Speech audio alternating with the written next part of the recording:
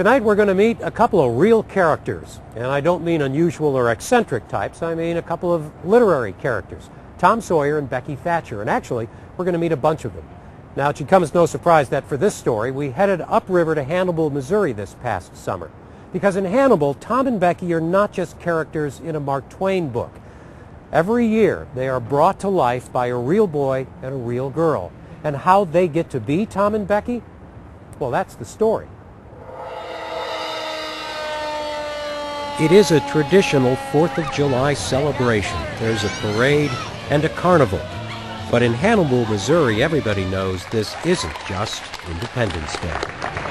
I'd like to welcome all of you all also to the 53rd Annual Tom and Becky official announcement.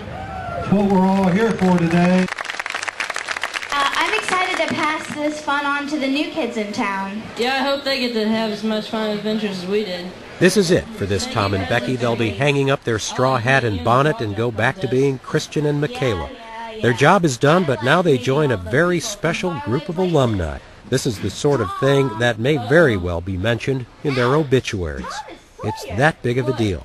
I didn't mean to hit you. It was just me and Hug. Once a Becky, always a Becky, or once a Tom, always a Tom. Being Becky, I got to be an ambassador for Hannibal and travel to California and New York. Really made a lot of things easier, and it's just a great experience overall. I'm probably the only person and maybe one of the last people in the United States to have walked through the White House barefoot. Now these kids are waiting to find out which one of them will serve as the next official Tom and Becky. They may not go to the White House this year, but they'd better be ready if invited. This isn't just an honor, it's a responsibility, especially since Hannibal needs Tom and Becky as much as ever.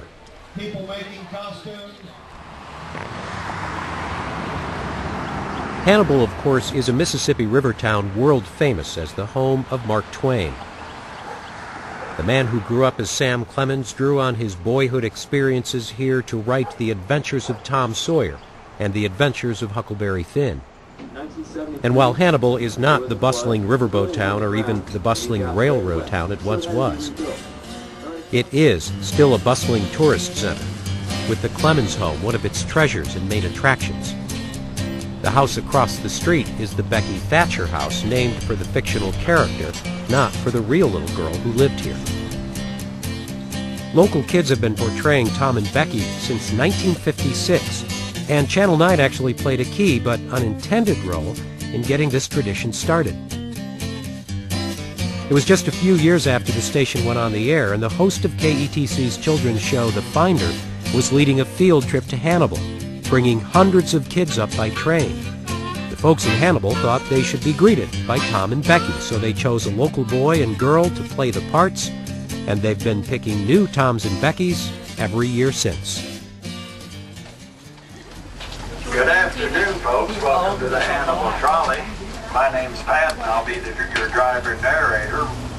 We got the Tom and Becky's with us, which is really nice. It is a rainy day in June, a month before the big announcement. These kids signed up back in February, and after interviews, speeches, and tests, the judges have narrowed it down to the 5 finalists for each role. And now the training begins in earnest, and for the first time, in costume. Many of these kids have long dreamed of being here, dressed like this. Seeing the Beckys downtown kind of drew me into it. I think partially the dress, of course. I've been preparing for it for a while, since I was a little girl. So it's like the littlest kids will know everything about this program. The temperature in our cave is a little bit unusual because... But this is about so much more than just looking the part. These kids have to know their characters and their town inside out. Now, Tom Sawyer thought this formation on the right-hand side was the prettiest in the cave. Know the Tom and Becky Cave story and be able to give visitors directions to get here. Tell them how long the tour is. If it's the dress-up that first attracts a lot of kids, it's the hard work that may well drive many of them away. There are 110 questions on that test. It can be over Hannibal, Mark Twain, anything. I only missed 4, luckily. I'm pretty sure that the real Tom wouldn't do this contest. There's way too much memorization. He would have cheated somehow like he did on the Bible verses or somewhere like that. Curtis Burton was a Tom, and now his son Lewis is a finalist, as is Susan Voss's son Alec, and she's a former Becky. Like a lot of kids' activities, this can involve the whole family. He's really excited about it, and I've loved working with him and kind of going over things. Yeah, and she told me just to sort of smile all the time. And smiling is important, but not just for pictures. You're meeting people, talking to adults, and remember, these are 12 and 13-year-old kids, and they are now being followed around by judges with clipboards. Personality. It's all about personality. The way that they approach tourists, the way they interact with each other, whether or not they're able to stay in character. You know, their costumes, their testing, but personality is the number one thing. That's what makes the Tom and Becky. They realized a while ago that this was really too big of a job for just one boy and one girl. So now all these finalists will be working in town as Toms and Beckys. But the two who are chosen as the official Tom and Becky will get the real perks, like the trip to California in the spring for the Calaveras County Jumping Frog Festival, based on Mark Twain's short story. I think it'll be fun if I don't get it, but I think it might be 10 times funner if I do get it, because I want to be able to say I was the official Becky. You gotta just be out there and show all you got. A good attitude, don't hit your Becky with your pole, and just have fun. It is now July 3rd. Everyone is in the Mark Twain Museum, and the finalists are being observed and interviewed one more time, but now by 3 guest judges who know the Toms and Beckys only by number. And this is where Channel 9 comes back into the story. Since the station helped get all of this started, we were asked to send a judge. So I went to Hannibal, and they gave me a clipboard. We were supposed to chat and watch them interact with each other and with visitors. And we were supposed to ask them a lot of questions.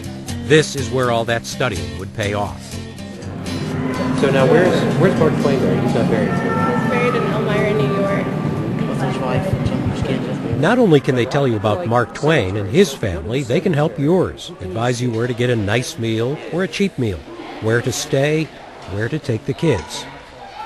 Every Tom has to be able to work with every Becky and vice versa, and they all have to be able to perform together the engagement scene from Tom Sawyer. You ain't ever marrying anybody but me either. Well, certainly.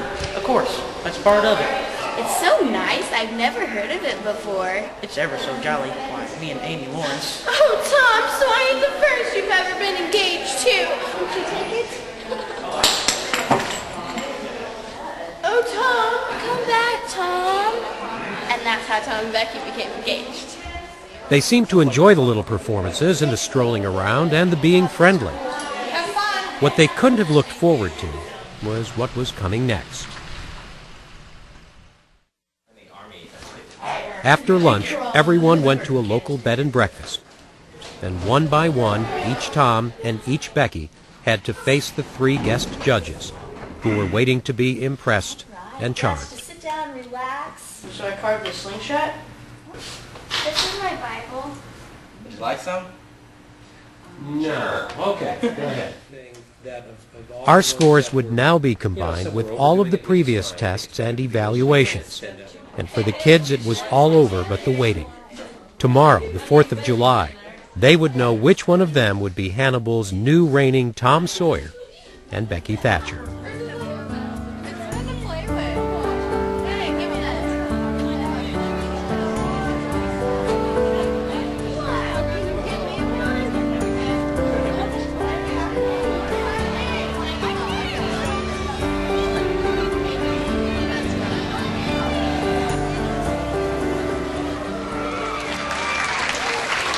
They will each give a short speech to this crowd, and then everyone will find out the winners. The tradition is for the outgoing Tom and the outgoing Becky to reveal the winners with a kiss.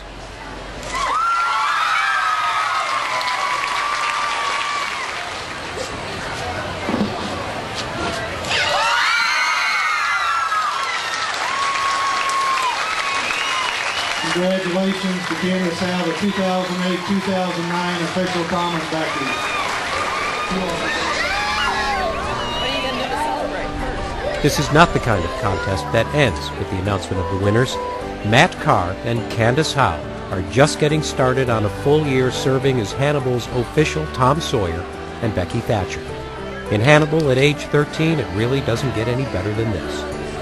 For them and all the finalists, this will be a year they will remember, and they won't be the only ones. Because in Hannibal, Missouri, Once a Becky, always a Becky, or once a Tom, always a Tom. Thank you all for coming. We look forward to seeing you next year for the 54th annual Tom and Becky. Thank you.